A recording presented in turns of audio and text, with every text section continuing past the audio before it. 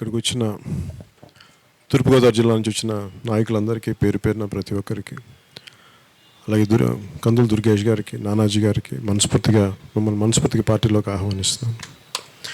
ఇందాక మీ పార్టీలోకి వచ్చామంటే ఇది ఎప్పుడు నా పార్టీ అనుకోలేదు. ఎందుకంటే నేను నాది అనేది ఎప్పుడు నేను ఊహించలేదు. చిన్నప్పటి నుంచి నాకు నా అనే పదం లేదు. మంది అందరిది అని ఉంటుంది తప్ప ఇది నాది అనేది ఎప్పుడు నేను ఆలోచించలేదు. ఇప్పుడు అలాంటి ఆలోచన కూడా ఉండదు. ఎప్పుడు ఈ కాంటెంపరీ పాలిటిక్స్, వర్తమాన రాజకీయాల్లో మేబీ మీ అందరికీ నేను యాక్టర్గా తెలిసి ఉండొచ్చు, కానీ నేను చేయడానికి సినిమాలు చేశానేమో, కానీ నా మనసు అంతా ఇప్పుడు సమస్యల మీదే ఉండేది, కష్టాల మీదే ఉండేది.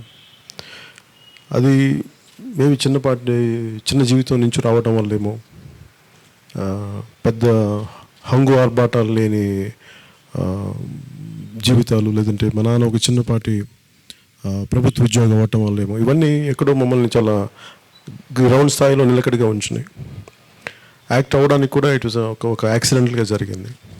కానీ నా మనసు ఎప్పుడు ఏదైనా చేయాలి, పని చేయాలని ఉండేది దేశం కోసం, అంతకుమించి నేను వేరే ఏం ఆలోచించలేదు. దానికి తగ్గట్టుగానే నేను చెప్తున్నాను, చాలా తక్కువ చదువుకున్నాను చెప్తాను. స్కూల్ ద్వారా, కాలేజ్ ద్వారా నాకేంటంటే కన్వెన్షనల్ ఎడ్యుకేషన్ అంటే మనకి స్కూల్స్లో కాలేజీలో చెప్పే పాఠాలు నాకు సరిపోలేదు. అందుకే నేను స్వయంగా నేర్చుకోవడం స్టార్ట్ చేశాను. ఇది అలాగే ఈ పబ్లిక్ పాలిటిక్స్ అంటే మీ స్థాయిలో నా గ్రాస్ రూట్ పాలిటిక్స్, ఓట్లు వేయించడాలు ఇవన్నీ కూర్చోబెట్టింటే కూడా నేనేం నమ్ముతానంటే అది ఎండ్ రిజల్ట్. అన్నిటికంటే కూడా మనుషుల్ని దేంతో కట్టేయాలంటే భావజాలంతో కట్టేయాలి. భావజాలం అందరూ ఒకటి అని అనడానికి, ఒక ప్లాట్ఫామ్ మీద రావడానికి కుల ప్రాతిపాదిక కానీ ఇవి కాదు, మతం కానీ ప్రాంతం కానీ కాదు, ఒక భావజాలంతో కట్టు అవ్వాలని కోరుకుంటాను. సో దాని తగ్గట్టు ఎలాంటి భావజాలం ఉండాలంటే చిన్నప్పటి నుంచి మీరందరూ అందరూ 40 దాటిన వాళ్ళు ఉన్నారు కాబట్టి మీ అందరూ తెలుసు సోవియట్ యూనియన్ కొలాప్స్ ఎట్లా అయిపోయింది, జర్మనీ ఎలా కొలాప్స్ అయిపోయి, జర్మనీ యూనిఫైడ్ అంటే విడిపోయిన జర్మనీస్ మళ్ళీ ఎలా కలిసిపోయినాయి. ఇన్ని మార్పులు ప్రపంచంలో చిన్నప్పటి నుంచి చూస్తున్నప్పుడు భారతదేశానికి ఒక బలమైన భావజాలం లేదు, మనందరినీ కట్టేసే భావజాలం లేదు, మనందరినీ ఏకతాటిపై నడిపించే భావజాలం లేదు. నాకు అనిపించింది ఫ్యూచర్కి, భవిష్యత్ తరాలకు కూడా జనసేన పెట్టిన 7 సిద్ధాంతాలు చాలా ఒక రోజులో ఒక సంవత్సరంలో ఆలోచించినవి కాదు, కొన్ని దశాబ్దాలు ఆలోచించి చాలా చదివి, చాలా మేధోమథనం చేసి, చాలా ప్రాక్టికల్గా చాలా చూసిన తర్వాత తీసుకొచ్చిన సిద్ధాంతాలు ఇవి. తీసుకొచ్చిన వాటికంటే కూడా సాధన చేసిన, నమ్మిన సిద్ధాంతాలు ఇవి. అంటే నేను ఏది కూడా ప్రాక్టీస్ చేయకుండా ఇది చెప్పను, కుదిరినే చెప్తాను. అది కూడా ఏంటంటే ఇందాక నానాజీ గారు మాట్లాడుతుంటే నీతితో నిండిపోయి ఉంటుంది రాజకీయం. కంప్లీట్గా రాజకీయం అవినీతితో నిండిపోయింది మురికనంటే నేను ఖచ్చితంగా ఉంటుంది. సమాజం అలాంటిది. సో అలాంటప్పుడు నేను పరిపూర్ణత్వంతో రాజకీయాలు ఉంటుందని నేను నమ్మను.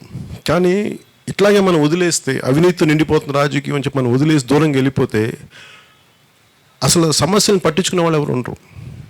అండ్ ప్రతిసారి మన కడియంలా నుంచి నాకు దగ్గరికి వచ్చినప్పుడు చిన్న ఎలక్ట్రిసిటీ ఇంత వేరియేషన్ ఉంది. అంటే ఆ గ్రాస్ రూట్ స్థాయిలో సమస్యల్ని తెలుసుకుంటే తప్ప మనకు అర్థం కాదు. నేను మొన్న కూడా చెప్పాను, ఈ ఫోటోగ్రాఫ్ ఎందుకు పెట్టానంటే ఈ అరకులో గిరిజన స్త్రీలు వీళ్ళు అడిగేదల్లా ఏంటంటే జస్ట్ ఒక బిందె నీళ్ళు వాళ్ళు అడిగేది. ఏమి శుభ్రత, ఏమి పురుగులు లేని, పుట్ర లేని ఒక బిందె నీళ్ళు కోసం వాళ్ళ తపన. వాళ్ళు ఇన్ని కష్టాలు ఉన్నా కానీ వాళ్ళ మనసుల్లో కానీ మనుషుల ముఖాల్లో కానీ నవ్వుకోలేదు. ఇంకా ఆశ అంటే ఇంకా ఎవరో వచ్చి ఏదో చేస్తారు, నిలబడతారు, అండగా ఉంటారు. ఆవిడ ఏమంటుందంటే నా పక్కన ఎందుకు నవ్వుతున్నావు అంటే, నువ్వు ఫ్యూచర్లో ఇప్పుడు నువ్వు అంటే ఏమంటారంటే ఇప్పుడు ముఖ్యమంత్రి కావని తెలుసు, నువ్వు ప్రభుత్వం లేవని తెలుసు, కానీ నువ్వు వింటావు మాట మాకు చెప్తే. మా సమస్యను అర్థం చేసుకునే వ్యక్తులు కూడా, కనీసం మా మండల పరిషత్లో ఉన్న మెంబర్ కూడా విండు, మా పంచాయతీ మెంబర్ కూడా విండు, కానీ నువ్వు వింటావు, నువ్వు వచ్చి మా మాట అని వాళ్ళు చాలా ఆశతో ఉన్నారు వీళ్ళందరూ. నేను జనసేన మన కడియంలో మన రైతులకి నిలబడి మాట్లాడినా కానీ ఎక్కడికి వెళ్ళినా సరే ముందు సమస్యలను తెలుసుకుంటే తప్ప మన సమస్యల పరిష్కారాలు వెతకలేం. ఎందుకంటే నేను చాలా ఒక 15 సంవత్సరాల క్రితం ఇప్పుడు దాదాపాత్ అని చెప్పి మన హెర్నాండో డిసోటో అని ఒక పెరువియన్ ఎకానమిస్ట్, ఆయన దగ్గర నుంచి నేర్చుకుంది. నువ్వు గాంధీ గారు చెప్పి చూపించింది ఇవన్నీ అయినప్పటికీ ఒకసారి టైం టు టైం ఎవరో ఒకరు కొత్త వాళ్ళు చెప్తా ఉండాలి. సో పెరువిన్ ఎకానమిస్ట్ సమస్యలు కావాలి అంటే అక్కడ కూడా మనకి పెరుగులో కూడా ఇలాంటి సమస్య ఉన్నప్పుడు బోల్డన్ని సమస్యలు పరిష్కారం లేకుండా ఉంటే వందల జీవోలు ఉన్నాయి ప్రతిదానికి. సో దాన్ని కౌంటర్ చేయడానికి ఆయన ఎట్లా చేయాలో తెలియకపోతే ప్రజల దగ్గరికి వెళ్తే వాళ్ళు చెప్తారు, పరిష్కారాలు వాళ్ళు చెప్తారు. మన ఏంటంటే దాన్ని రైట్ లీగల్ టర్మ్స్లో కానీ కాన్స్టిట్యూషనల్గా చేయడం అంతే. నేను అందుకని డైరెక్ట్గా ప్రజల దగ్గరికి ఎందుకు వెళ్తానంటే సమస్యలు చెప్తే మాకు ఏం కావాలంటే అక్కడ పరిష్కారాలు అక్కడ దొరుకుతాయి. మన 4 గోడల మధ్యలో కూర్చున్న పరిష్కారాలు దొరకవు. నువ్వు వెళ్తే అంటే మనం రాను రాజకీయాల్లో మనసు చచ్చిపోయింది మనుషులకి. ప్రతి ఒక్కళ్ళు మనసు లేకుండా అయిపోయారు. అన్నీ ఇది వీళ్ళతో పని చేస్తే నాకు బెనిఫిట్ ఏంటి, వీళ్ళకి చేస్తే నాకు ఓట్లు వస్తాయి రావు, ఇట్లా అయిపోయింది. కానీ వీళ్ళు ఇలా చేయకపోతే ఏమవుతారు అనే ఆలోచన ఎవరికి లేదు. వీళ్ళకి పాపం నీళ్ళు ఇలా మురికి నీళ్ళు తాగుతారు, వీళ్ళకి మంచి నీళ్ళు ఇవ్వకపోతే వాళ్ళ భవిష్యత్తు ఏమవుతారు, వాళ్ళ పిల్లల భవిష్యత్తు ఏమవుతారు, అలా ఆలోచించడం చచ్చిపోయింది అందరికీ.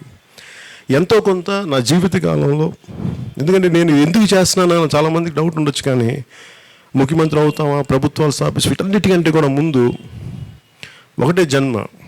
దీంట్లో 10 కోట్లు ట్యాక్సులు కట్టే స్తోమత స్థాయి ఉంది, సంవత్సరానికి చేయొచ్చు, డబ్బులు సంపాదించవచ్చు. డబ్బులు సంపాదించి ఏం చేస్తాం అంటే ఎంత చూసినా కానీ డబ్బులు ఉండే కొద్దీ మనకి సుఖాలు భోగలాలస మధ్య నలిగిపోతాం తప్ప నిజంగా చాలామంది ఒక బిందె నీళ్ళకి ఇంకా ఏడుస్తున్నారు మనుషులు మన చుట్టుపక్కలే, ఇక్కడ దూరంగా కాదు. మన వెస్ట్ గోదావరికి వెళ్తే ఇంకా వాళ్ళు అడిగేది పచ్చటి నీళ్ళు ఉన్నాయి, పచ్చటి పొలాలు ఉన్నాయి, చుట్టుపక్కల నీళ్ళు ఉన్నాయి, కానీ నీళ్లు పాడైపోయినాయి, తాగడానికి పనికిరాని నీళ్ళు అయినాయి. అంటే ఈ పాలసీలు, పబ్లిక్ పాలసీలు ఇంత ఇబ్బందికరంగా తయారైపోయినాయి. ఎవరు ముందు చూపు చూడట్లేదు, తరాలకి నాశనం అయిపోతున్నారు షార్ట్ టర్మ్ బెనిఫిట్స్ తోటి, షార్ట్ టర్మ్ గెయిన్స్ తోటి. ఇది నాకేమనిపించిందంటే డబ్బులు సంపాదించుకుంటాను చేస్తాను, నాకు చాలా కష్టం, కానీ ఎందుకు చేస్తానంటే ఇది నా దేశానికి నేను ఇవ్వగలిగేది. దీనివల్ల నాకు ఓట్లు రావచ్చు, వస్తాయి, రాకపోవచ్చు, ఇవన్నీ నాకు సెకండరీ. ఇది నాకు చిత్తశుద్ధిగా, త్రికరణ శుద్ధిగా నేను అనుకుంది నా దేశం కోసం నేను చేయగలిగేది. ఈరోజు నేను నమ్మి ఇంతమంది మీరు నా వెంట వచ్చినందుకు మనస్ఫూర్తిగా మీకు ధన్యవాదాలు తెలుపుకుంటున్నాను, మనస్ఫూర్తిగా. ఇది నేను ఎందుకు 25 సంవత్సరాలు మాట్లాడుతుంటానని చాలా ఓపికగా ఉండమని చెప్తున్నాను అందరినీ. అంటే జనరల్గా నన్ను చూడగానే సినిమాలో లాగా రావు, 2.5 గంటల్లో పరిష్కారాలు రావు. ఇక్కడున్న పెద్దలందరూ మీ అందరికీ తెలుసు, మీరు ఒక్కొక్క సమస్యకి ఎంతకాలం పడుతుందో రావడానికి. చాలా వాదనలు జరగాలి, ప్రతివాదనలు జరగాలి, ముందుకు తీసుకెళ్ళాలి, చాలా కష్టసాధ్యమైన విషయం ఇది. అందుకని నా లైఫ్ని ఒక 25 సంవత్సరాలు చాలా కమిటెడ్గా ఉన్నాను. 25 సంవత్సరాల తర్వాత చేయమంటే ఇంక భగవంతుడు ఇచ్చ, అది భగవద్ ఇచ్చ. సో నేను కోరుకుంటుంది ఏంటంటే ఇది నేను చాలా చిత్తశుద్ధిగా వచ్చాను.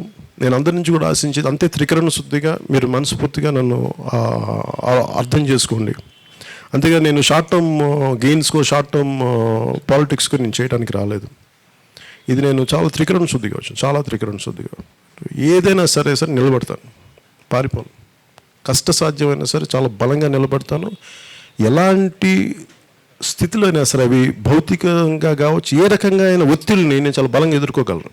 నేను అన్నీ ప్రిపేర్ అయ్యి నేను ఒక 15 సంవత్సరాలు 20 సంవత్సరాలు నేను ఆలోచించాను, నేను ఒత్తిడి తట్టుకోగలనా, రాజకీయాల్లో ఇంత ఇవ్వగలనా, టైము ఇన్ని వదులుకోగలనా, ఇన్ని కోట్లు సంపాదించే జీవితాన్ని వదులుకోగలనా అంటే అన్నిటికీ ఇవన్నీ నేను